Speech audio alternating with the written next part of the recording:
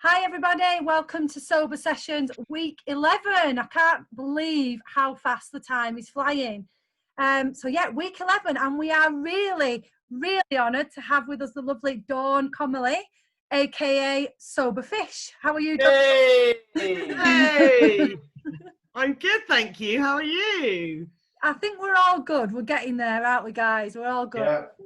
So we thought today we'd bring a little bit of positivity in the sober world, and we're going to talk about sober positives generally, but also for those of you that might not be feeling tip-top, how to get positive. So who wants to start? Dawn, let's start with you and have a little bit about your backstory, if that's all right. Yeah, that's fine. Well, thank you for the introduction and for inviting me today. I'm very honoured with all the greats in one screen.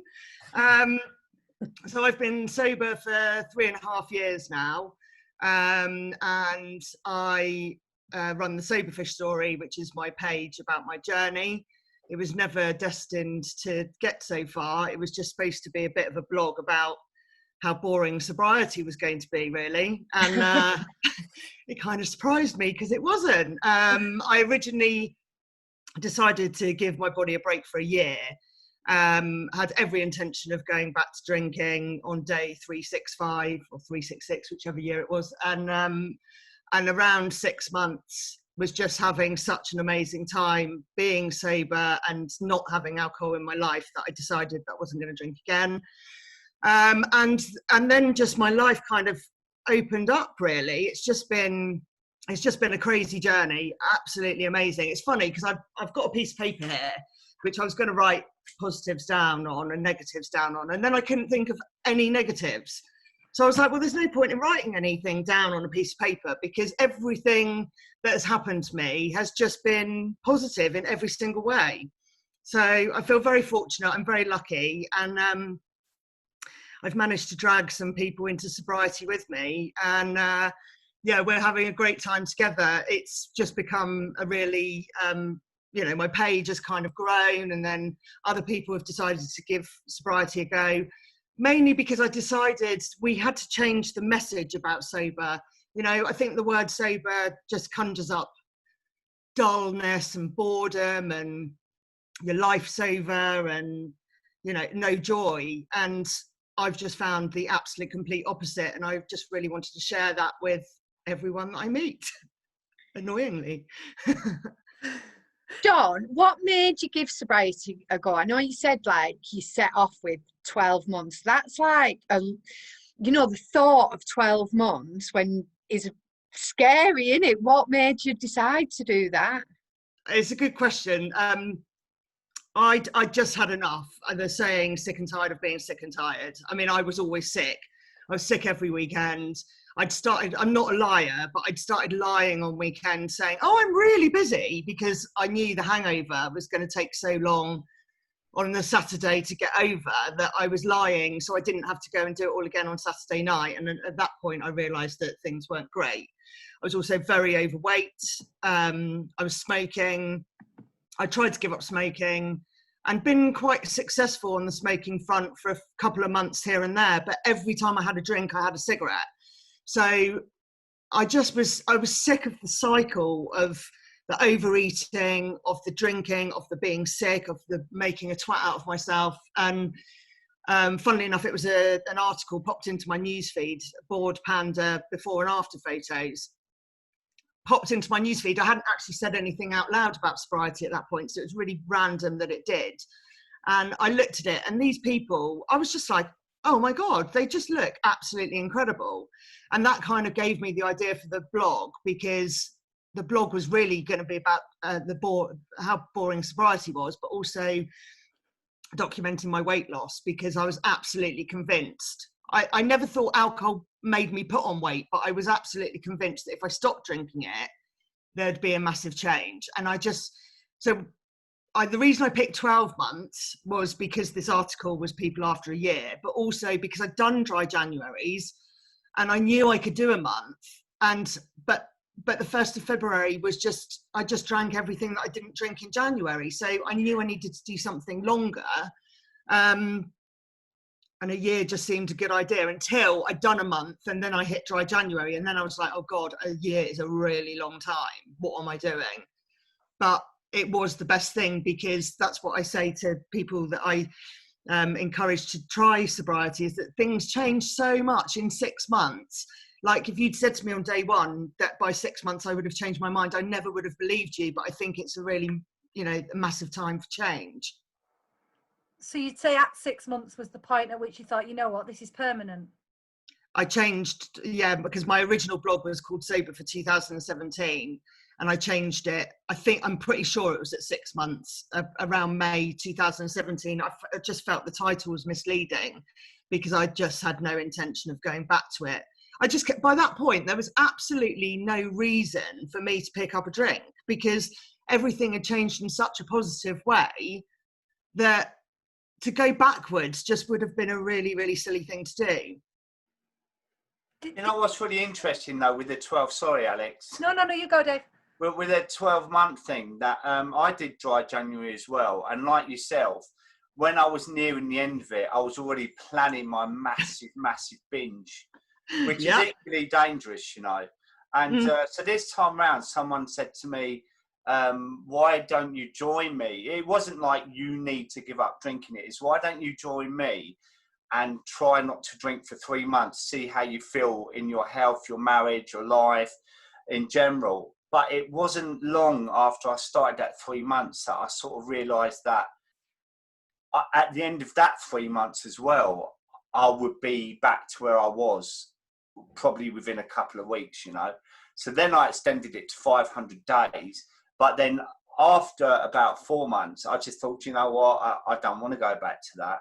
So it's interesting, the targets we set and how we deal with it and how it can change over a short period of time, how you look at your relationship with alcohol. And when I celebrated my 500 days, it was like 5 years to me. Not that it seemed like 5 years of really hard work, but it was like, I am never, ever going back to that. Trust me. No. It's where the one day at a time comes from, isn't it? That the one day at a time. I mean, it's one day at a time until all of a sudden you can see more. Well, yeah, I think a lot of people do, like they start out with a specific time period, and often the reason for that is people they don't want to quit, but it's getting out of hand. So they kind of think, I'll stop for a bit and it's a reset.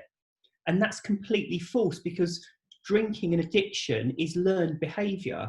And what you're essentially learning is when an alcoholic drink takes away the misery of the previous drink, when you learn that, you don't unlearn it. It stays with you. And it doesn't matter if you quit for a month, a year, 10 years. When you start... Oh, he's frozen.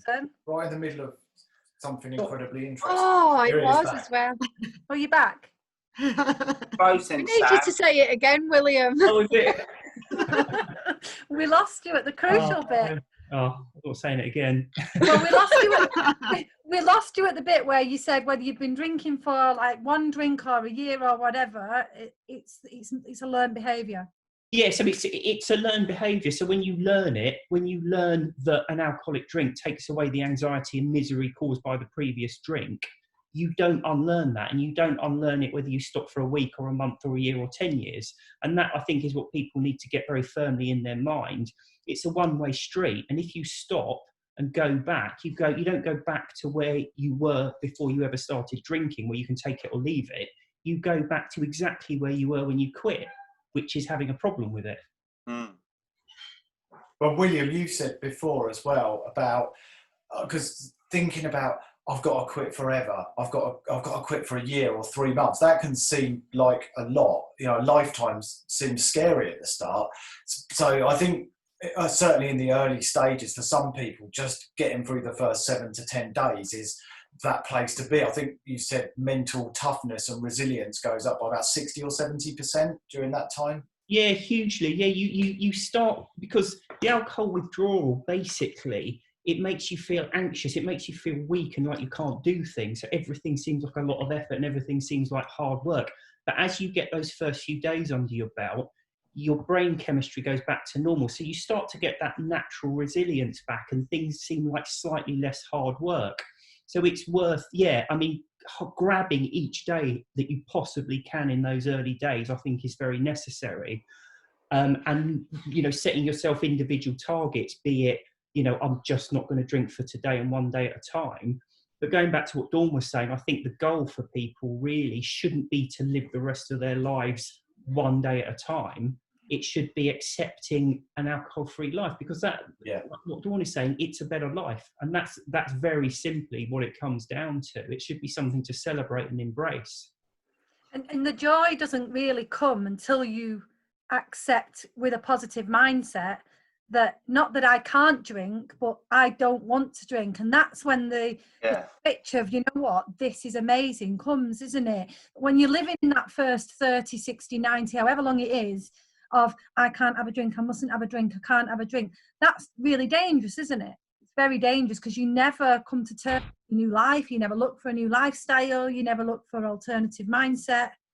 So exactly. It's time. Yeah, and I think there's a lot of people say, when you cut out drinking, you shouldn't judge other people for their drinking. But I find it really a really powerful tool to judge other people. To sit there and look at them and think, I'm so glad I'm not doing that. I'm so glad I'm not drinking that muck that makes me feel just tired and kind of half sleepy and anxious and just makes you feel heavy and lethargic. And if it works, do it. If it works, judging other people for their drinking, do it. Quietly judging though, yeah? Yeah. I've definitely felt some smugness, I think, around that. You see people in the afternoons drinking, or they're in a real state. I like to call it smugness, not judginess, but I think you're right. Dawn, I wanted to ask you, you were saying at first you was going to write a blog about how boring life was going to be. So what was it, and at what point did you think, like, actually, this is really good? What was it like for the first month? Was you a bit like, this is really rubbish? So I wasn't supposed to start until the 1st of January 2017, but my body gave up on me at the end of November. I got flu, which I've never had flu before. I always thought flu was a bad cold. This was definitely not a bad cold. This completely and utterly wiped me out. I mean, I went deaf. I had a sore throat. I was bunged up for ages. And I always struggle with what was day one like question, because day one, I was never intended to be my day one. I just literally got floored by this thing. So the first month was interesting, because for 2 weeks of it I was floored. I started a new job, and on day 2 I was sent home, so that was just a nightmare as well. And then that was the lead up to Christmas, because my sobriety date's the 27th of November, so the first month covered Christmas. So I had a choice at that point as to whether, because I didn't drink or smoke for the 2 weeks I was ill, I then had a choice as to whether to drink and smoke until the 1st of January or carry on. And I just decided to carry on. Basically, I just wasn't interested in drinking or smoking because I felt so bad. So I feel a bit of a fraud in that respect, because the first month it was more about illness than not drinking. But then getting to dry January with a month behind me, and then I had other people kind of on the mission. I think I started writing around the beginning of January. And yeah, I just thought it was going to be I don't know why I decided to do a blog about how boring it was going to be, really. It doesn't really make sense now. But I had this real urge that I had to write about it. And I wasn't writing at the time. And then what I found was that the less I was drinking, the more creative I became. And it was really quite weird, because I had no hobbies. I had no desire to write. I didn't have a page on Facebook. I did have a blog once about dating, so I'd kind of blogged before. But yeah, it was just really strange, because all of this stuff just started coming out of me. So whilst I thought it was going to be day one, boring, actually it was like, oh, this happened to me today. And oh, this is really interesting. And oh, I started losing weight after I started Slimming World in the January. Weight started falling off. I started getting more energy. Then I started walking. Then I started seeing things. then I started getting involved with communities, sober communities online. And it was just like the world was opening up. I'd gone from this, very small world, really, of me drinking and misery. And slowly but surely, it just started opening up to me.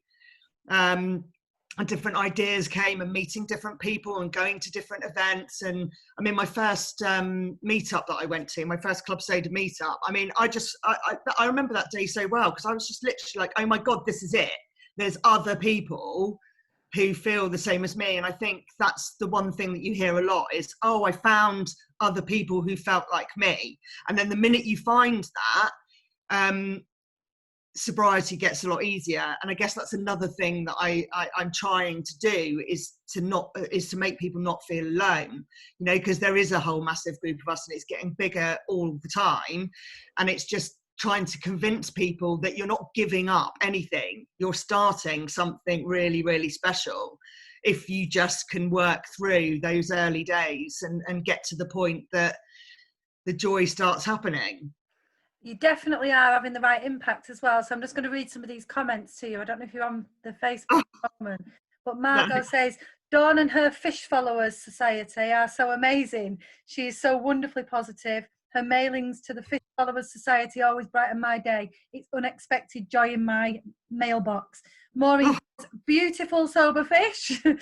And then this just goes on. I am sober thanks to Dawn. This is from, I think it's Kiara. I am sober thanks to Dawn and the Fish Followers Society. It's the only thing that has worked for me. I'm living my life again and looking forward to my future. Day 194 today, and so excited to continue my freedom from alcohol. I don't want to drink. So I think by just those 3 or 4, you can see. We just leave. Yeah, should we go? Do you want to just stay on your own and we? This can be done. So I didn't pay them to say all of this either. No. Long sober sessions it is from this. Yeah. How amazing is it that your sober journey can inspire so many people? It must feel so good to think that you've helped all these people. It's just, I know when Alex and I started out, it was like, if we help one person, and I know people say that, but we genuinely meant, look, if we help one person, we're going to feel great. But there's like so many thousands of people on your Instagram, or like what these have said. It must feel good.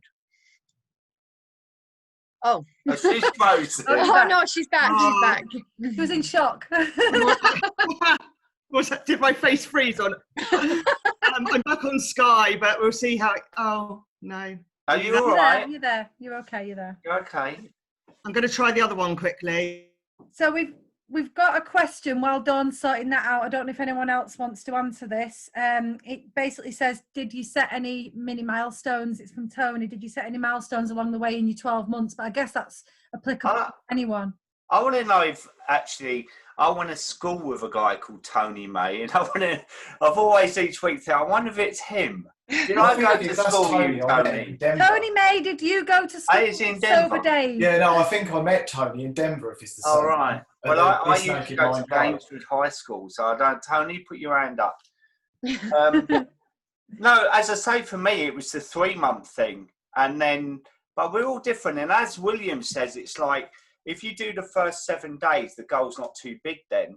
And also, if you can get over the weekend as well. I spoke to someone today and it's their first weekend. And I said, look, what is your time? And it's 5 to 8 o'clock. And I said, during that time, just keep yourself really, really occupied. Around 8, have a bath and have an early night. Put a film on or read a book. There's many books in these 6 squares here, aren't there, you can read. Not mine, but, just keep busy. What about you, Simon? I didn't set any specific goals. I'm all or nothing, like pretty much everyone I talk to in the sober community is. And it was all or nothing. I read about an alcohol-free life. It really appealed. It felt like it'd be the right choice for me. And I just wanted it so badly. It wasn't a case of, I want to do a month or I want to get here or there. I celebrated the milestones, but I certainly didn't think, well, I'll do 10 days and then I'll see what happens. It was very much, that's it, decision made, no going back. And then it's just been reinforced as I've experienced new things. And by the way, I've got my sober fish. Well, it's not sober fish, it's a Japanese fish top in honour of Dawn as well, in the fish brigade. Well, Dawn's like... Yeah, Dawn's frozen. She's a frozen fish. Yeah. She'll be back, me and Lisa off, for goodness sake. No one wants that. We need to defrost her. Somebody say something, gosh. Oh, should we go back to like a bit of positivity then, and how to stay positive, or how we all try and stay positive? Yeah. Oh, shall I start? You start, Lisa. Yeah, your idea. I think I've always been about positivity, I suppose. I'm the queen of the glass half full. But you know what? I think it's not always that easy, is it? I remember somebody saying to me once, like, oh, it's all right for you. You're always positive. And I was absolutely traumatized. I was like, do you know how many books I've read to be this happy? Do you know what I mean? Like, I work really, really hard at it. And I think it can be really, really difficult, but I think the more you do it and the more you practice it, the easier it will become, I suppose. I know, like, no matter how hard things can get, if you can try and find one thing to be positive about and just practice, eventually, I suppose, like me, it looks easy. Yeah, I think as well, I think people need to bear in mind is no one is happy all the time. No matter how positive and happy you are, there are days that are just really bad days. And there's a few studies to show that when bad things happen and you start to feel low, if you just sit and get through it, you become more resilient for the next time. And I think that's one of the things we do when we're drinking, because we're constantly anaesthetising things. We're never actually dealing with stuff. So we almost like children who can't quite cope with anything when it goes wrong. So I think you do need to bear in mind as well. And there's a great tendency, particularly in Western society, where as soon as you're not happy, you want to change it and be happy. But I think sometimes you just have to accept that you're going to have a bad day and you just knuckle down and get on with things. And know that things are going to get better overall. And they always do, don't they? That's the thing, they always do. And the anxiety levels aren't as high, I found, when I was, the amount of times I woke up in the morning, I was really, really irritable and I couldn't handle with most things anyway, Yeah. How are you, Dawn? Are you She's back. Going to have a bath or something? Like so hot because I'm like, oh my God. We're just saying, Dawn, about the positives now, and like, what are some of the main positives that you would say you've experienced in sobriety? Oh, just everything. I think the big one for me is probably being a lot more stable emotionally, and sleeping. I love sleep. I go to bed as early as possible, but I also wake up really early, which I didn't do before. I never called myself a morning person. Now my group just laughs at me because I'm just awake at ridiculous o'clock. But I see life as very different now. I was a person that stayed awake during darkness and slept during light, and now I just do the exact opposite.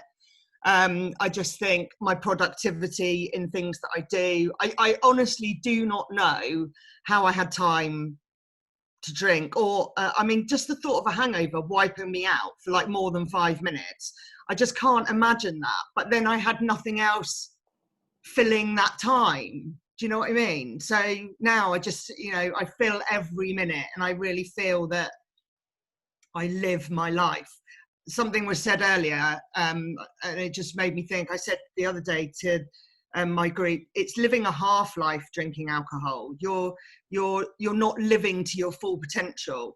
The other thing I was going to say is, because some people I know get frustrated that they don't get the pink cloud, or their life doesn't change, and they get annoyed because they think, oh, everybody else has got this going on. I saw a comment once which said something like, oh, does everybody write a book and run a marathon and write a blog, and is that what you do when you're sober? And my answer to that would be, life is what you make it. If you sit there and you expect that your life is going to change just because you decide not to drink alcohol anymore, you're probably going to be really sorely upset, mistaken, because you have to change your life to adapt to the sobriety and grab hold of what sobriety gives you, because actually it gives you time and it gives you creativity and it gives you imagination and ideas. And well, it has for me. I know it's not going to happen for everybody, but you have to be open to the change. You've got to work at it, haven't you? You have to work at it, yeah. I know you mentioned before about Slimming World. I used to be a Slimming World consultant, and I had a mega busy group, and it did have quite a good name in the area, and people used to come to the group, and I swear some people thought they'd just lose weight by walking in the door, and I'm like, no, that you've got to do it. And it's the same with sobriety. You've got to really work at it, and if it's mindset that's stopping you. We used to have a member in our group, didn't we, Alex? When she first started with us, she was really sulky, right? And she'd be like, oh, I don't know why everyone's so positive all the time. And she was like really not happy about things. And if you saw her post now, she is like floating around on a pink fluffy cloud all over the world. She really is. Had to change her mindset, and she had to spend a lot of time working on that. So yeah, that is a really important point. You know, it's not, I wrote a post, I think it was this week, and said it's not just about the drink in your glass. If you think that is what it is about, it's not going to work, you know. And I mean I think I'm essentially the same person, but the thing, you know, I was really angry, I cried a lot, I banged on when I was drunk about the same boring subjects, you know, and it was because I was stuck. And it's about unsticking yourself, you know. You've got to want to get out of that. And the thing is on day one, I didn't think that my life was going to change. I did think I was just going to change the drink. That's all I thought was going to change. And then I'd give up smoking, and then I'd get really thin. And then a year later, I'd just be this amazing person. You know, it was just so naive when I look back at it. But it had already planted a seed, which then just grew into something really special because I nurtured it. I listened to a podcast today, actually, because I bang on about self-love a lot. And I never believed in that kind of self-love thing. But that is the trick. You know, if you're drinking alcohol, you're not respecting and loving yourself because you're putting a poisonous substance inside you. And that poisonous substance is then changing the way you think about things, the way you react to things, the way you accept certain situations. And I fell in love with myself. You know, I realized that I wasn't this crying, over emotional, angry, nasty person that I told myself that I was. I realized that I was better than that, but that didn't happen overnight. That's taken 3.5 years of work to get to that point, you know, and it's still continuing, and it will still continue probably till the day I die, because all of us are continually improving ourselves to be better people. I think that self-love comes from also finding the authentic version of you and actually looking at, like, I talk about like masks that people wear, and I think we do it a whole lot more when we drink, and we do things to perhaps impress other people, please other people. And I definitely believe you start looking inwards after you quit drinking and actually thinking about, who am I doing this for? Why am I doing this? Can that mask come off? Am I just posting stuff on social media to impress others, or am I doing it from a place of authenticity? And that's like a big kind of positive. I was trying to think of something positive that's happened to me that's not just the obvious, I sleep better and my hair's grown back, but and it's true. I think we become more authentic, and you know, I'm still a work in progress from that perspective, but you definitely, as Dawn said, sort of learn so much about yourself and start to actually love yourself that bit more, definitely. Dawn, you know, you say that you wake up early in the morning. What time do you wake up? 4:30. Sending your messages. He's up at 3. What time? 4:30. 4:30. I'm awake at 4 o'clock every morning, and I might just move 1 centimetre and then go, what's happening? What's happening? I get up and I go downstairs, and that's when I'm at my most creative time. Because, I have a cup of tea and it's really, really quiet, and that's my golden 2 hours, 3 hours, and I do some writing or whatever I have to do. And my mind is so clear, you know, and at night I go out like a light, like 10 o'clock. And Em will tell you, honestly, I can go to sleep in 3 seconds. I'll be chatting, all of a sudden I'm like, gone. It's true. But it's funny. It's quite strange, isn't it? It is a massive positive though, that sleep. I mean, and I know you talk about this a lot, William, but it is something I really didn't know, genuinely didn't know, that just having one glass of wine on a, no, it was never one glass of wine, that's a complete lie. Wine on a Saturday would actually impact my sleep the whole week. Not just that night, but the whole week. And I would always be tired. And now, you know, I could sleep for England. I've got to say, there's 2 things that did not happen to me in sobriety, and I'm still waiting. And I don't know if they're ever going to happen. Didn't lose weight, and I didn't start waking up early. They'll vouch for this. I'm the last to comment in our group in the morning because I crawl out of bed last. And I could sleep and sleep and sleep, and I just value it. That is my favourite thing in the world. And weight, I didn't lose weight. In fact, I put weight on, but Lisa keeps reminding me that that's not my reason for quitting drinking. You have a little boy as well, don't forget. So like, that would affect your sleep massively, wouldn't it? It definitely does when he comes in my bed at 2:30 in the morning, yeah. See what I mean? Yeah, there you go. Do you know what though, when I message our group, I know that it's William and Simon that will answer at 6 o'clock in the morning every time. And I know the last person will be you, Alex. Oh, you called me lazy once, actually. I'm sure you did. Lazy? Yeah, probably. The lazy you do a live to your Facebook group every morning then? Me? Yeah. I do. Oh, Do you? Every morning? Yeah, this was quite funny. So it started when I went to Thailand on my first solo sober trip, which I actually booked at my 6 months as my 6-month present to myself. And I was like, right, that's it. Because I'd always wanted to go to Thailand. And I was always waiting for someone to come along. We were going to go together and probably argue for 2 weeks. So I then was like, do you know what? I'm just going to go on my own. And when I got there, my brother said to me, you should do videos, you should do lives. I was like, what, doing that? Why would I want to do that? And I tried in a market. It was an absolute disaster. It wasn't a live, it was a video, and you couldn't hear anything. It was absolutely awful. And I was like, I'm never doing that again. But my brother was convinced. He just kept saying, video is the way forward. This was before everybody did all this kind of lives and stuff. And he was absolutely adamant. He was like, you've got to teach yourself how to do it. And I was like, all right. So then I used to do the videos that you record, and then you analyze yourself, and then you do it again, then you do it again, then you do it again. And I was just like, I can't do that. And then I realized what it was sitting like this. I mean, I'm all right today, but when you sit like this, talking at something, you're like, I find I swallow all the time. So it was really irritating me that I kept swallowing and then blinking and then trying to look at the dot. I was just like, oh, I can't do it. So I walk and I talk to them, which some people find annoying, but I just find it easier because I'm not conscious of what I'm doing.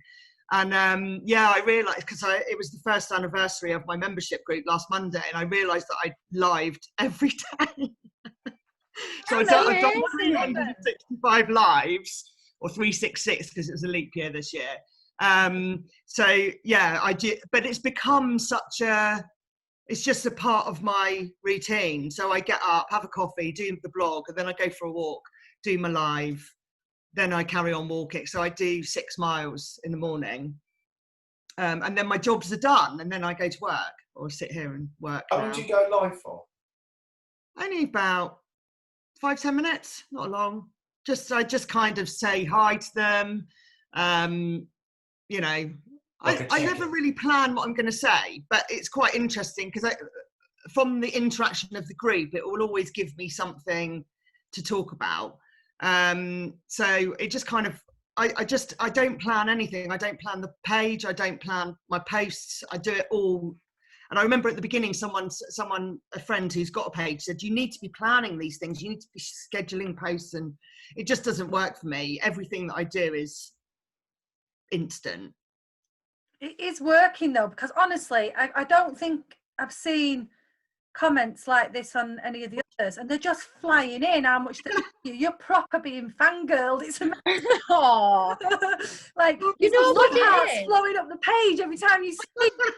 It's being just a genuine person. That's what it is. And I think it is so, and it makes me sad this, but it's so rare to find people that are genuine and are just going to go live in the morning and do all these things. I think it's brilliant. And the comments. I've put some makeup on today, right? I don't even have a wash when I do live. I scrape my hair back. I don't clean my I literally get out of bed, have a coffee, and then I get dressed. And I laugh at myself because I'm like, when I first started doing them, I was like, does my hair look all right? What does my makeup look like? And now I'm just literally like, rambling on, a dirty old fishwife. And they Is that laugh. where it come from? Pardon? Is that where it come from? Sober fish. It was. It's called the fishwife because I had a big gob and I was. There's rowdy. something on the comments here. Oh no. Sorry, Dawn, it takes it away from you. My God, the boys are looking ream today. There we go. Get out! I've not seen that comment anywhere. It's just like sober day. I think it says the girls actually. Oh damn. Sure it does. There is a comment here that I would like to address, and it's not really directly on topic, but I think part of being positive in sobriety, and you've touched on it earlier, comes from having a sober community or friends or, you know, other people that join in. And Laurie said here, I am having trouble finding local sober people. I do not resonate with AA, and that seems to be the only sober social game in town. And I think that can be really hard, but as we talked about in previous sessions, even online communities can be your sober circle, can't it? But Yeah. can I just say to everybody who's on today, please, we asked you to do this before, just pop in where you're from, because we might just find that people are nearer than they think, and then you can kind of make some connections, and there's nothing to stop you starting up your own like sober thing in your area. That's what I was going to say. Just do it. You know what? If you meet one person, if you put something out there and one person comes to meet you for coffee that day, then it's one more person to talk to in real life. Met Ben Robinson yesterday in the woods with our pants on. That's real. Go on his Instagram. That is real. That's absolutely true. We put Dawn, you do some merchandise as well, don't you? Like cards and stuff. I do. I know. I had a What break. about doing sober pants? Because I'm looking for merch. Would you believe it that you're not the first person to have asked for that? I've been asked for sober pajamas by the gang because we call it pajama armour. So if they're struggling, we say go and get your pajamas on, and then it's not going to go out. So they call it pajama armour, and they ask for sober fish pajamas. So I've got my cards, which were a brainwave overnight, and they're doing quite well. That'll be 2 years in July, and that was, you know, I've got them all. They're all just there actually, and I look at them every day and go, I still can't believe that was my idea.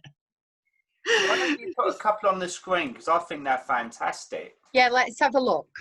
Hold on. We'll be the judge of that. No pressure, Dawn.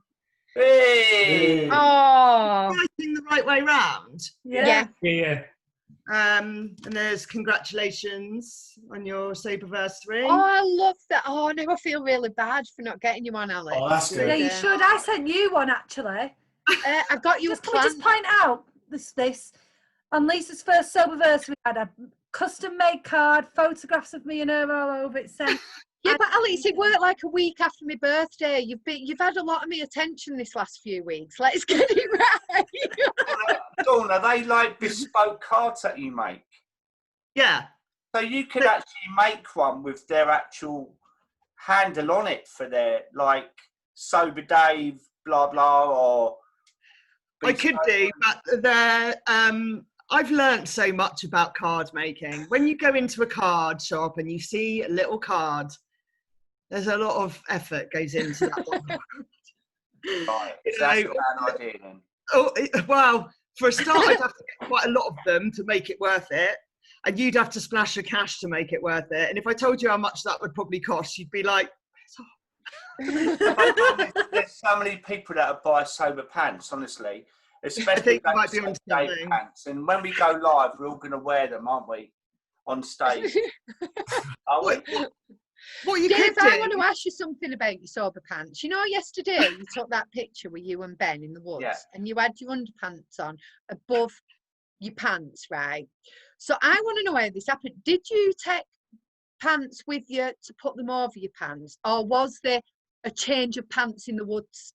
And did you keep 2 meters apart Right. So what happened was I met Ben in the woods? Village, and I said to him it'd be really good to do a picture of our sober pants. So when we went to Wimbledon Common, we sat on a bench, obviously 2 meters apart. As I was about to get the pants out of my pocket, a load of school kids come along with their mums, and I said to him, well, this is really inappropriate. So we had to go back to our cars, drive further up to the common and go into the woods. As I was putting my pants on, this bloke walked past with his dog, and I hid behind the tree, and it's like, what the hell is going on here? It's like a Carry On film. Glad you asked that question now, Lisa. I still have one leg in, but anyway, yeah, so we bought our own pants just to do that picture. That's all right then. Sorry, Dom. I'm going to change the subject. We've got a question. Good idea. From Sue. Have you lost friends through going sober? I've gained so many and not really lost any, but I know there are a lot of people who are not that lucky. I would say relationships have changed. I mean, it is tough. It's not easy. I tried for a long time to carry on being me without the wine in the wine situations, and it just didn't work. It was square peg, round hole. And you also get very picky about what you want to do and what you don't want to do, which I think can come across as that you don't care. But, you know, I don't want to go to a party from 7 till 2 o'clock in the morning. I could not think of anything worse. I might go from 7 till 9, but then nobody else will be there at that time. So is there any point in the first place? I don't really like going to pubs. I will go anywhere there's food, that's fine, but I'm just not fussed on going to an all drinking event. And so that does separate you from people, because that's what the people you used to hang around with still like to do. So, yeah, I would say relationships have changed. And my two best friends, I mean, one lives in London and my other friend lives around the corner. We don't see each other as much as we probably did when we'd have a session, but they were very accommodating in doing different things with me, you know. And if I always say alcohol is sometimes the glue that holds you together, and if you then find that alcohol was the glue, then that relationship probably won't last in the same way. But if alcohol wasn't the glue, then those people will always be your friends, because other things were the glue that keeps you together. That's a really good point. I wish our Kate was on here right now. She'd have something to say about the partying, wouldn't she? Oh, yeah. Yeah, Kate don't like partying for long either. House No. Well, I might as well mention that now, actually. It's a good time to mention that Kate and Mandy will be back next week. They're both just taking a day off today. So there's loads of things. Somebody wants you as Prime Minister, Dawn. Joe, Dawn for Prime Minister. Right now. Thanks very much. Oh gosh, no, now is not a good time. No, it's not a good time.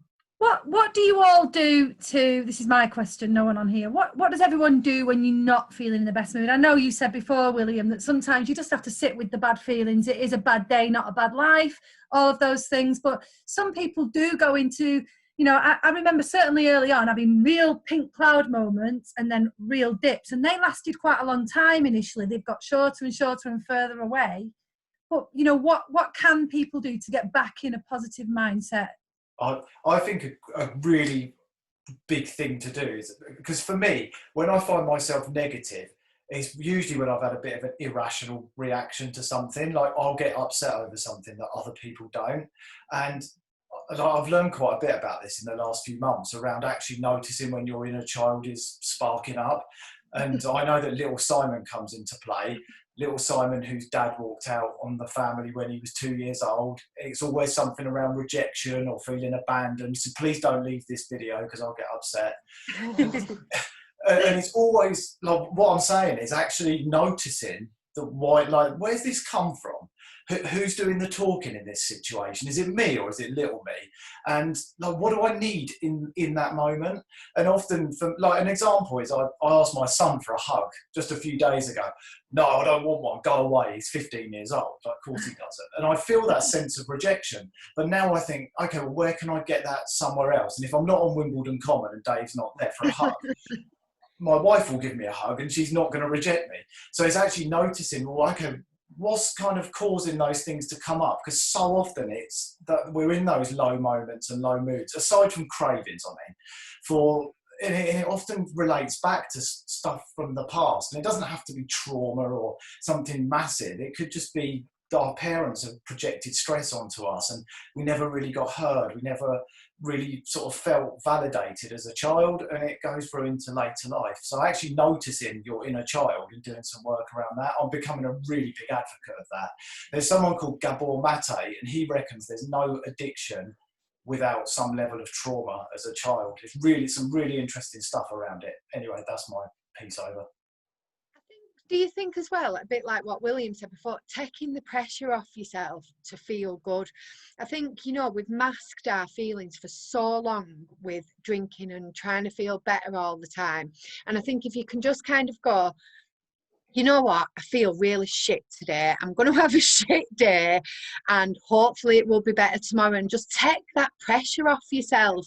You know, it can be so exhausting trying to be happy all the time, trying to be positive all the time. It can just tire you out. So just take the pressure off. If something has gone wrong, if things are going wrong, it's just a natural feeling to feel sad or angry, or, you know, just let it, just have a shit day. And also, like, with that, taking that one step further, actually noticing what the feeling is. So is it anger? Is it sadness? And funny enough, I was writing some things in my journal a couple of weeks ago about what to do in those situations. So if something makes me feel angry, there's a lot of weeds in the garden, I can go and rip them up, and actually, so you feel the feelings instead of just spending all day thinking about the feelings. Yeah. You're absolutely right, Lisa. William, can I ask you a question actually? Because sometimes I wake up and I will go to bed absolutely fine, have a proper sleep, wake up, chat to Dawn at 4 a.m, and all of a sudden I feel like in a bad mood, and it feels like a chemical reaction. Well, that sounds like that's my fault. Yeah. Yeah, it's your fault. Because she doesn't reply. You're doing a live, that's why. But how long in general does it take for your brain to normalise? I mean, I was drinking for 40 years, so it's surprisingly quick, bearing in mind you can be drinking horrendous amounts for decades. You get back to normal fairly quickly. So there's a process you go through. The first thing, obviously, the alcohol that you've consumed has to be removed from your system. Now, depending on how much you've been drinking, it's usually 24 to 48 hours. Okay, but that period isn't the issue. The period is when the overstimulation kicks in. So your brain's overstimulated, so it can act while under the sedating effects of the alcohol.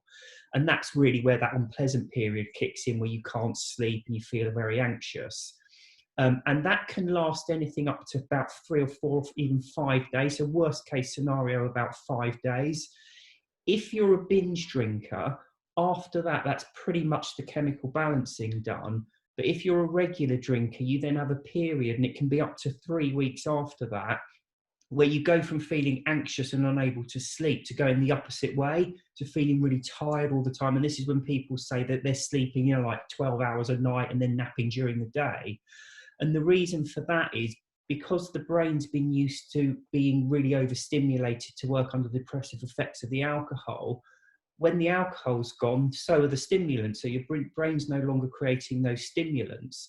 So it's the equivalent of if you're drinking like 8 or 9 strong mugs of coffee a day and you suddenly cut them out, you're just really tired a lot. So you need to go through that period, but then you need to catch up on sleep a bit as well, because you need to get back into a normal sleeping pattern and then catch up on sleep. So it's never a fight. And this is one of the things I often say to people, I only ever drink weekends, it's still affecting you, because by the time you go through all this and come out the other side, it's way more than a week. And of course, it varies from individual to individual for how much you're drinking, but you should be out of it really by 3 to 4 weeks. Most people find they're back to normal after 3 or 4 weeks. And a lot of people find that they're really tired. So they go through the anxiety, they go through the tiredness, and then it is literally one morning they just wake up feeling like they're Rumpelstiltskin emerging after, or whatever it was, who woke up. I forget who it was who slept for 100 years and suddenly Sleeping Beauty. Oh, whoever it was. But they wake up and it's like, wow, I feel normal again. And you've forgotten what it's like. What a brilliant feeling it is just to feel normal, because you spend so much of your life either half sedated, half tired, grumpy, anxious. To suddenly feel normal again is phenomenal. And that's what you get after that sort of 3-week month period of just waking up thinking, oh my word, I forgot how good it felt just to be normal. So for really regular drinkers, sorry Dave, go on. No, just quickly, I'll nip in. It's interesting with the dry January and it's October that actually by the time it's over is when you really are starting to get the benefits of giving up. It's your mindset, that, isn't it, Dave? Because you've never got to the point of not wanting to drink. You're still focusing on that for February when you can drink. That's what gets you through. And I think as well, the point is the mindset is key, because I've known people, there was a chap I used to work with, and he'd drink like from lunchtime right through the afternoon, and he was drinking kind of the equivalent of a bottle of spirits a day. And he stopped drinking for Lent. And we were like, he was like 2 or 3 weeks into it. And I said, how are you feeling? And he said, and he's been completely honest, he said, I feel worse. And I can't wait to start drinking again because I feel worse. Now, there's no way physically you can feel worse for not drinking a bottle of spirits a day than drinking a bottle of spirits a day. But because he just convinced himself that he was going to be miserable as sin for 40 days, and he's just waiting for those 40 days to be up so he can drink again, of course you're not going to be happy. You need to be a bit mindful and sort of almost take a step back from your thoughts and look at what your body's doing, waking up feeling different, the anxiety's not there. You need to approach it in the right way. Am I right in saying as well about falling asleep? So when you're a regular drinker, your brain stops producing the chemical or reduces the chemical that makes you feel drowsy, and you learn to rely on the alcohol. So some people can actually find it difficult to get to sleep for a time as well. Yeah, exactly. Yeah. So because your brain's used to the sedating effects of the alcohol to get you off to sleep, it stops creating that sedation itself to get you into sleep. So when you cut out alcohol, it just doesn't make you fall asleep. So when people regular drinkers stop drinking, they sleep even worse for the first few days. And then, of course, they have a drink and they sleep well. And that feeds into that whole myth that people have that I need alcohol to sleep and alcohol makes me sleep. Yeah.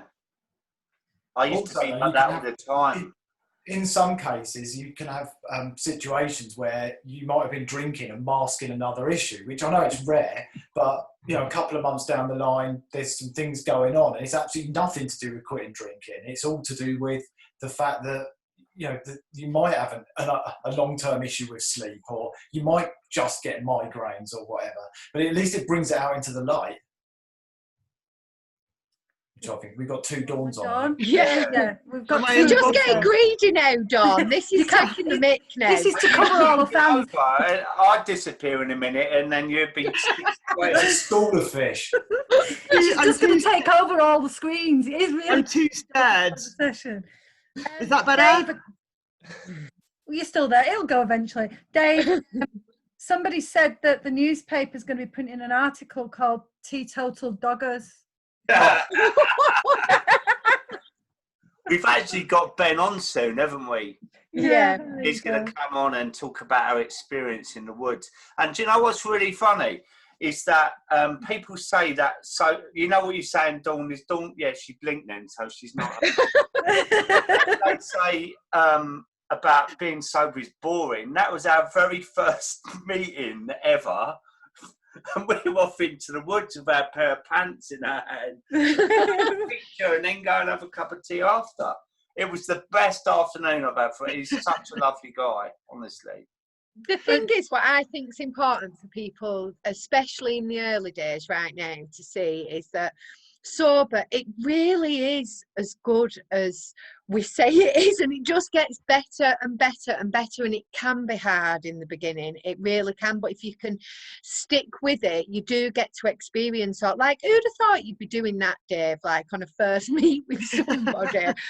Well, and I think even your confidence grows and everything, doesn't it? But I said to him that there was no way, so we met and had a coffee, and we would have met and gone straight to the pub, and I said after that it would have been a car crash. Yeah. Because we'd have had 2 or 3 beers, then be texting their partners or whatever. Do you know what? I'm going to be a bit longer. It would have been all night. You know, it'd have been an absolute car crash. But that's it. We've had someone here wanting to know the name of your blog, Dawn. Is she? Yeah, you're there. Oh, yeah, no, I'm here. Oh. The Soberfish story. And they can. Do you want to just? Well, I know we're going to do a little bit more, but do you want to just tell people generally where they can find you and follow you? Yeah. So the Soberfish story is on Facebook. I'm Soberfishy with an IE on Instagram. I'm on Twitter, but I don't use it very often. I think I'm Soberfishy on there. Yeah, I think that's. Can I put links on the thread afterwards? Because I'll put my card links on there. If you send them to me, I'll put them in the description at the top. I'll just. Oh, bless you, thank you. Yeah, because I can put those on there as well. Great. I think you might have sent them actually. I'll have a look. Yeah. So Can I just tell you a quote that really helped me about positivity, and it really changed my idea of positivity. I loved it when I saw it. And it's being positive doesn't mean being happy all of the time. It means even on the hard days, you know that better ones are coming. Oh yeah. Exactly it. I like that. Yeah. I think the other thing to say is as well, a lot of people, when they're drinking for a long time heavily, it does have an impact on other parts of your life. So it has an impact on your finances, your job, your relationships. So often when you quit, you can be better physically and mentally within a few weeks, but you've still got a load of actual problems that need dealing with. Yeah. And that can take time. And that in itself can just put a dampener on everything, because your first weeks and months can be horrible anyway, not because you've quit drinking, but because you're still working through these things. And going back to what Simon said as well, there are people who actually their drinking's masking underlying issues. So quitting drinking is actually the first step to then addressing those issues and going on. So it's not a question of just stopping and life suddenly perfect. You've still got things to move through and to deal with. But I think the key is, how I always look at it is, problems come from like a scale of 1 to 10. So one of the really easy things, like you've got a bill to pay, or you know your internet's not working properly or something. You've got to pay the bill. And then like a 10 is like the death of a loved one, or like a serious life-changing injury, all the rest of it. Most people with their brain chemistry normal can deal with, you know, everything up to 6 or 7, and just take it in their stride most days. And you have good days and bad days. So, you know, some days a 6 is going to knock you off track, whereas other days you'll be dealing with it. When you're drinking, you can deal with the 1s and 2s only, and everything else is just, the word I love is catastrophization. Just catastrophize everything. Everything's a big deal and you can't deal with it because you're anxious and you're tired. And that's, for me, that's what it's not a secret of having a perfect life, but it's just so much more manageable when you're back to normal. I think as well, honestly, that really resonates with me massively, because like it also depends on what other life events have happened. So if you've had a 10 event, then you're going to find the 1s and 2s much more stressful anyway in that week or in that month. I found, and it's going back to again, that sometimes just have a bad day. Let's just have a bad day. Because I phoned you one day last week, didn't I, Lisa? And I said, I'm having an awful day. I feel crap. Everything's going wrong. And she just went, all right, well, just like have a bad day, Alex. Just put the phone down, have a crap day, feel sorry for yourself. That's because I didn't want it affecting my day. But she just encouraged me to sit with the bad day and said, like, you know, it'll be better. And you know what? A few hours later, and it wasn't even the full day, a few hours later, I phoned her up and I said, I'm all right now. I know what was wrong. It was X, Y, Z. I'm okay now. And I think that's what sobriety brings as well. It brings focus and clarity, so you can put things into context. You don't blow them out of proportion. You know, bad things can be bad. They're always going to be bad, but you can see it for what it is and you can work your way out of it. You can work out of it better. Do you know what I've learned from it as well is that this whole one day at a time thing, well, I've learned to use that in my normal life, because I could have an absolutely horrendous day now and I wake up in the morning and think, right, reset and start again. And before, I used to do that to carry it on, to maybe justify me having another drink. It'd be like, yes, it was horrendous and whatever, I'm going to have a drink today, and that whole mindset there. But what I've learned about it is to reset and start again, no matter what happens. And that can make you really feel empowered for the day. Yeah. Anyone? Go on, Dawn. Okay. I was like too scared now. I can't remember what I was going to say was, I think as well, when you're drinking, well, not necessarily only when you're drinking, but you kind of magnify things. I listened to a podcast just before coming on here, actually, which was saying the same. Like, we think that we can't deal with something because we make a big deal out of it. But actually, when the thing happens, like I always say, you know, if you're worried about something, you magnify it to such a point that you think you can't deal with it, and then you have a drink because you think the drink's going to make it better. But it doesn't, it makes it worse. And a lot of people are scared of getting sober to deal with the feelings, but actually the feelings aren't that bad when you deal with them sober. Does that make sense? It feels like absolutely. It can be little things as well, though. I remember when I first, like in the first few months, my window wiper on my car needed fixing, and I drove to Halford, got it fixed, and I was so chuffed with myself, right? Because I know that I'd put it off for ages, and I know it was just a little thing, but I was like, I've so adulted today. Well done. Thanks. I've been waiting nearly 2 years for someone to say that. It's a little thing, but that's kind of reminded me about routine. Like when you say about me doing my lives and stuff, if I don't go for a walk and if I don't do my live, I just feel all like weird until I've done it.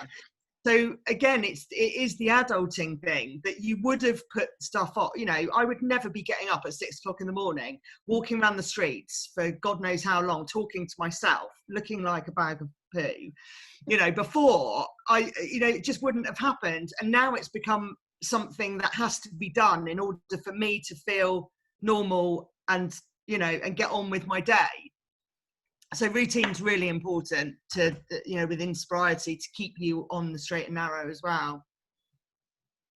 I think definitely it's good, and it's good for your mind as well, having a routine.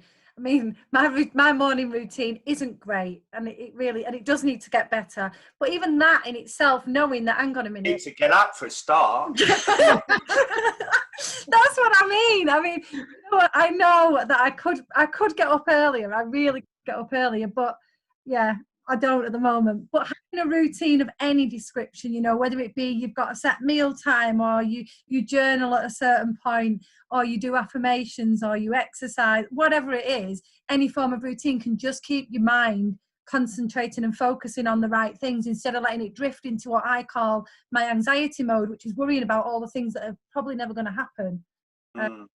And that can quite easy, and still now to this day, if I let my mind wander with all the things that I think might happen one day, someday, I can quite quickly get myself into a hole of negativity. So I think being sober stops that as well, because it helps you to focus on the reality of the situation and keep you in the moment a little bit. Those routines as well, I think. Sorry, Tom, go on. So I was just saying about setting healthy boundaries for yourself as well. You know, I often hear people before they quit and they say, you know, how am I going to go out the pub? And I know we touched on it earlier. How am I going to do this? How am I going to do that? When in fact, what happens is you end up not wanting to anyway. But just sort of taking that time, and as well as having routine, almost removing obstacles out of your own way, and keeping yourself safe with sensible boundaries that work for you. Sorry, William, over to you. No, I was just going to say that, building on that point, really, the routine's very, I think, important in those early days as well, because if your routine is, not that people get home from work these days because no one's going to work, but if your routine is you get in from work and you have a drink, you need to build a new routine, because it's not ideal to just get in from work and sit there and think, oh, I can have a drink. It's good to have something to happen. Yeah, exactly. Yeah.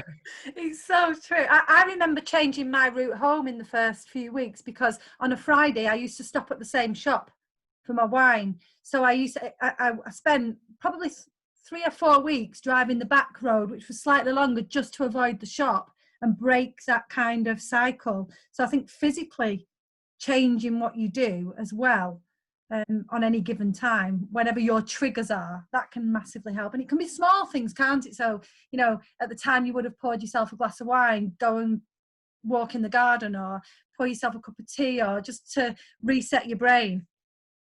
Although one thing on the kind of flip side of that is, I think a lot of us used to drink in a kind of ritualistic way, where we would sit on the sofa in the evening, we pour the bottle, and I found that one routine I do like to keep is having like a nice bottle of seedlip and tonic, or one of those botanical drinks with a slice of lime, and replacing that ritual and that routine with something zero alcohol. And that's one routine I've quite enjoyed sticking to. I've just switched what I'm drinking.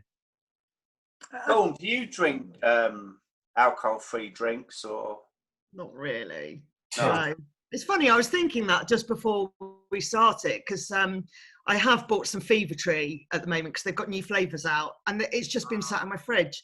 I just, I did in the beginning, I tried to do the replicate wine, which failed miserably. Every Friday I used to do the same routine, sit there, like what Simon just said, with my nice glass and my fake red wine, and I just hated every single one of them.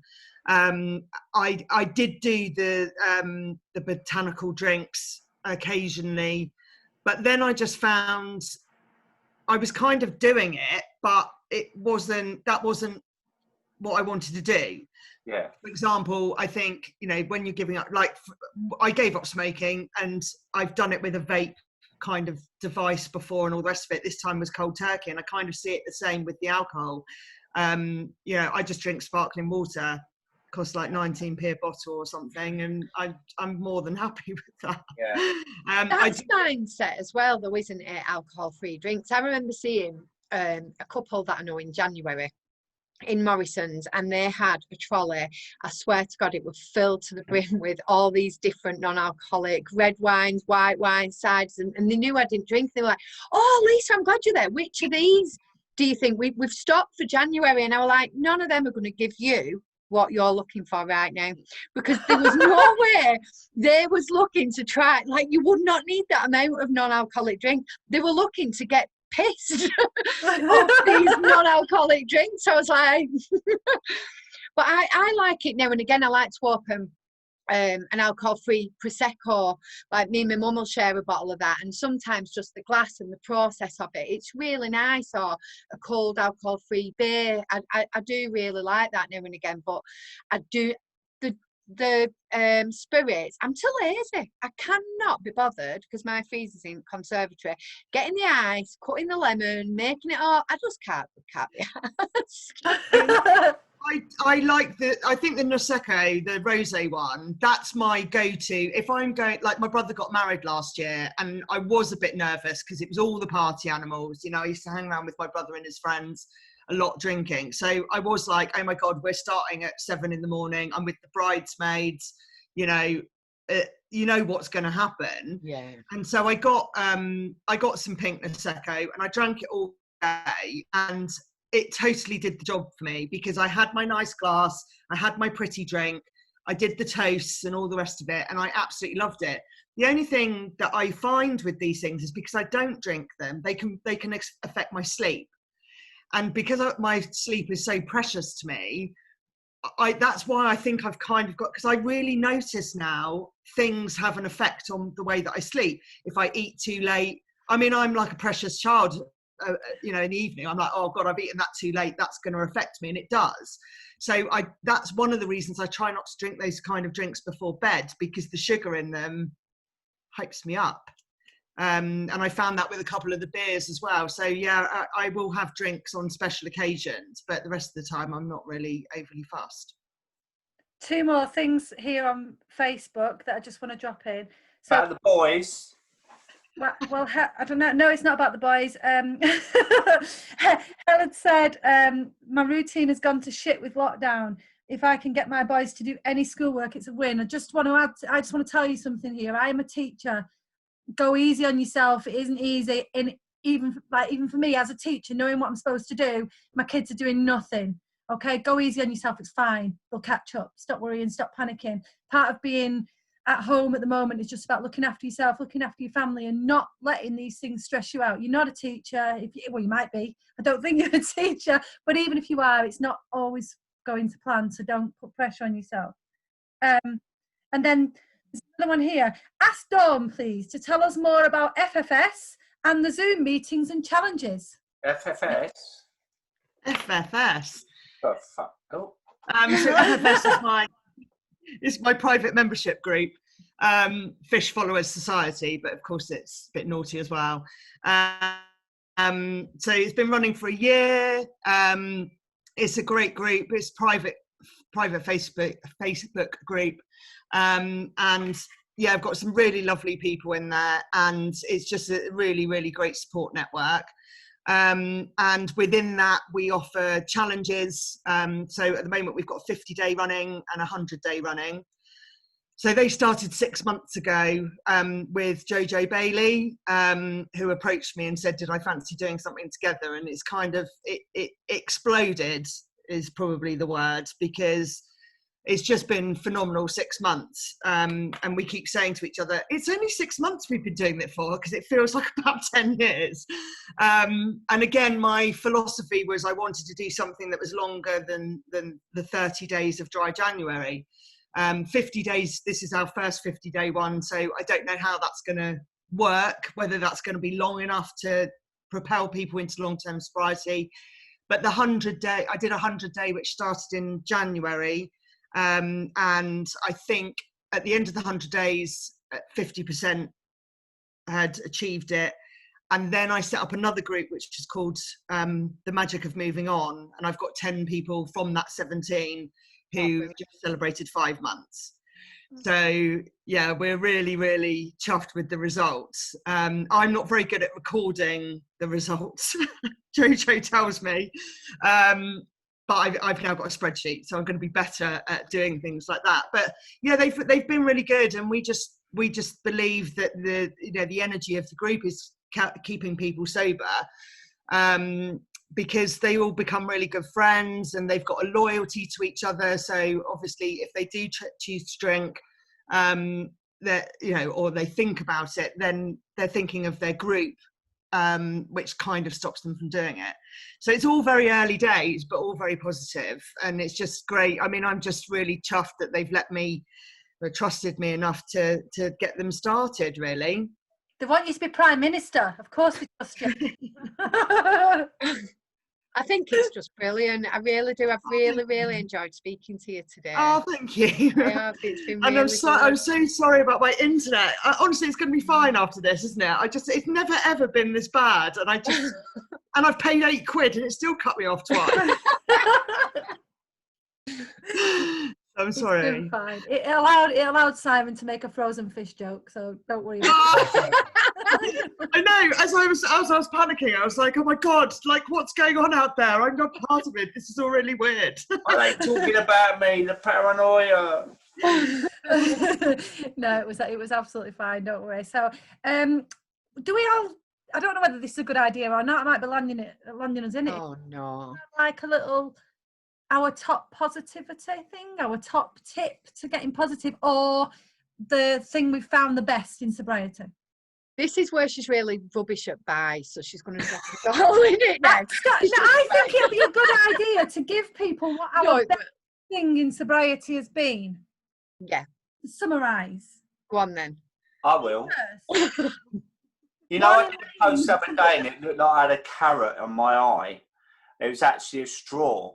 Because the best thing to me was when I was drinking it looked like my life was so narrow that I was seeing life through, as Simon says, like a pin. And when I gave up, I just, instead of looking at the floor, doom and gloom and everything's terrible, my life just expanded like as a Hubble telescope. And my whole life opened up in front of me and that was almost right from the beginning when I gave up. That's a beautiful thing. Yeah, it really did. And also, if people don't know, my wife was diagnosed with cancer 2 weeks after I gave up drinking. And it would have been easy for me to just say, do you know what, I can't do this now, I'm going to have a drink, but I didn't. And I supported her. I mean, I didn't realise before how little I did support her because I was drunk all the time. And she needed me the most, especially at bedtime, to cuddle her and to talk to her and that. And I was drunk, so this time round, it was just the best thing for me. So it's just opened my whole world up for me. Oh, that's so lovely, Dave. Right. Tootsie, it's not rubbish, Lisa. You can go next.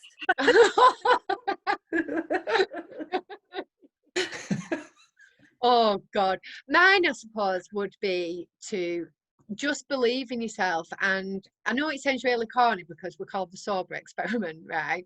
But to experiment with life, who are you without that drink? I think I remember thinking that at first, like, who am I? Drink was such a big part of my identity. I didn't know who I was. I didn't know what I thought were funny anymore or what I liked. I remember sitting there thinking, I don't know what I enjoy. When people say follow your passion, I was like, what is that? I don't know what it is.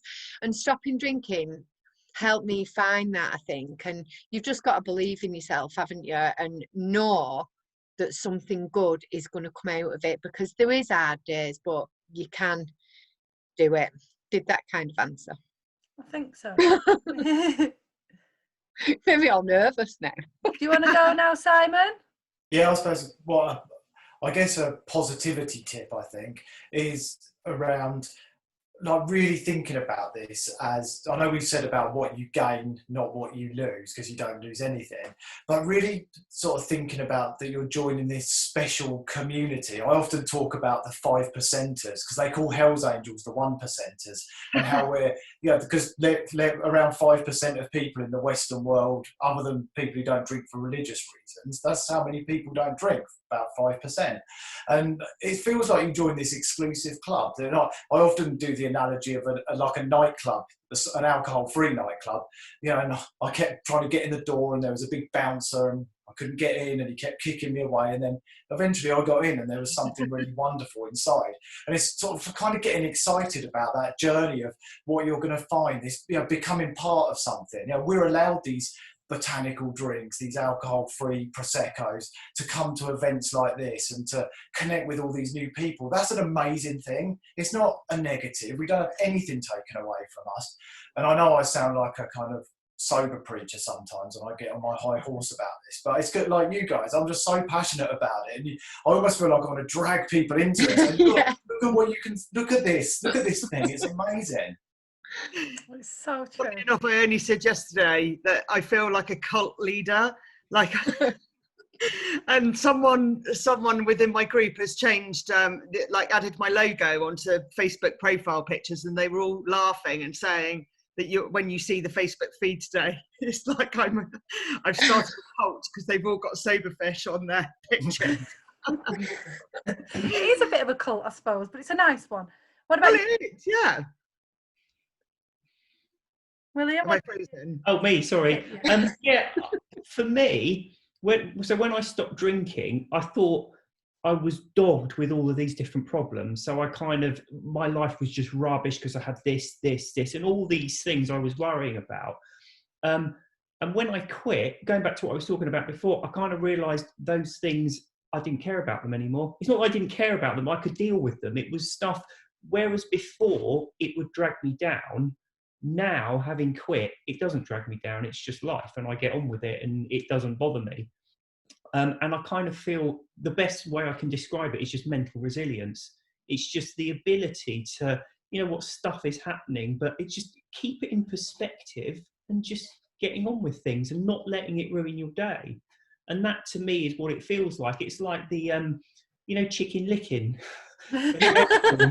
Fell on its head and it thought the sky was falling down. That's what I was like when I was drinking. Everything was just, whereas now it's just an acorn. Just get on with things.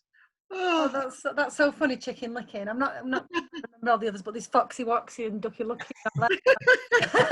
Do you know, I still know all these, having a 4-year-old. I have to go through this. This is why I sleep in. Do you know, seriously, what mine is? It is, apart from my lions that I did mention, which I do enjoy better sleep, but mine is really rediscovering myself and finding that what I thought was funny and who I thought was funny and what I thought I enjoyed, none of that, it was real. None of it was real. I am not as believe this, I am not as loud as I thought I was. Really? I'm not as outgoing as I thought I was. I'm not any of that. In fact, I'm quite serious.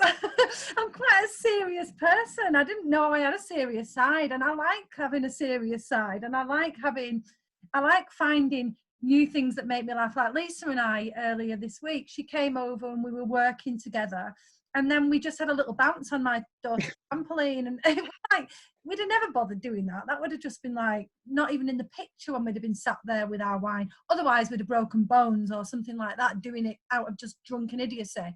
But just rediscovering things in life that bring genuine joy and not just masking over. I mean, that for me has to be my very top one in sobriety. It's like you can find so much fun in the small, simple things in life and rediscover who you are and what you like. I always remember thinking I wasn't going to laugh again. Yeah. You know, like that hysterical laughing that you have, that when you wake up the next day, you can't remember what you were hysterically laughing at because it probably was nothing. And then I had a hysterical laugh about 3 or 4 months into being like a proper, we were out, I was with a friend who set up my website and stuff, and I took her out for a posh lunch, and we had an absolute hissy fit in this, not hissy fit, laughing fit. And it was such a release. It was like, oh my God, that was really funny. That wasn't just like pissed up funny. That was really, really funny. And I long for the moments like that when it's like pure, genuine joy and you've got tears rolling down your face and you can't speak, rather than the bits that probably weren't funny that you found funny. So I get what you're saying with that. Yeah, that's exactly the kind of thing I meant, because we laugh so much more now, don't we, Lisa? Oh, yeah. It's ridiculous. I think we don't know what it's about. I think you're a bit like me and JJ, like we will be on Zoom and we can't look at each other at some points. Yeah, we do that. The other night I was texting and I said I couldn't look at you, and she was like, I couldn't look at you either. So then we're like, where are our eyes? Is it obvious we're not looking at each other? I've covered her up with a post-it note before now. She actually has on Zoom calls when not that she's found something funny, but she knows me well enough to know that Yes. I've done. She's covered me up because me finding it funny would make her not composed. Afterwards, and she said you had a post-it note over your head the whole way through. Not quite that long. So what's yours then, Dawn, before we... I don't know, as you were all saying, I was like nodding along. I mean, for me, I think definitely time. But the reason I was not going to say that is because in the beginning, I remember thinking, oh, Jesus Christ, Saturday is a long day. Yeah. Or going to a wedding is a long day. Whereas now my days just fly and, you know, there's always stuff going on. I definitely think it is about having confidence in yourself. You know, it is the self-love thing really, and just knowing you're okay and stop giving yourself a hard time. And, you know, I think when you touched on the teaching thing, I know I don't have children, but I just feel for people at the moment who are being expected to work full-time and homeschool and clean the house and do all of this stuff in the middle of a pandemic, which is like thrown everybody off kilter. And it's to just kind of go, you know what, you're doing your best. Everybody is doing their best. And that's all you can do. You've just got to give yourself a bit of a break. I think we're all very hard on ourselves, and once you learn not to be so hard, life gets a lot better. Oh. You should be Prime Minister. Yeah. No, thank you. You can be the sober community's Prime Minister. There you go. Oh, thank you Oh, very much. what a lovely, happy session we've had today. You've all brought me much joy today. No, it's been Yeah, really haven't My we? other jaw's hurting a You bit. needed it. I've got an extra few wrinkles. Welcome to my world. So I think, unless anyone wants to say any closing words, this is my crap goodbye, everyone. Hey, thank you for having me. Thank you for inviting Oh, me. thank you, Oh, Dawn. It's been great, really Dawn. lovely. Thank you. It's good to Thanks, finally speak to you. Oh, it's been lovely having you on. Genuinely enjoyed it. Thank you. Oh, thank you very much. Now it's time to go. I probably can't turn myself off now, can I? You'll be here for ages in the live on your own.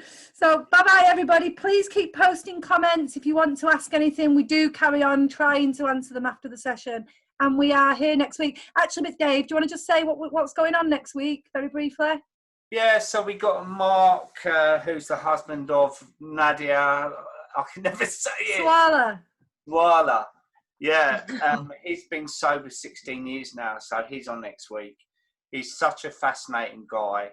I'm going to do a little bit of homework into him as well this week, so it's going to be a really, really good session next week. I don't know if it'll beat Dawn's this week, because she's amazing, but it's going to be a fantastic week next week. Oh, thank you. Did you do homework on me, Sober Dave? I've been stalking you for years, darling. So I know everything about you. Not And alone. on that note, On that note, we really are going. Bye, Thank you very much. everybody. All right. Bye. See you later, everyone.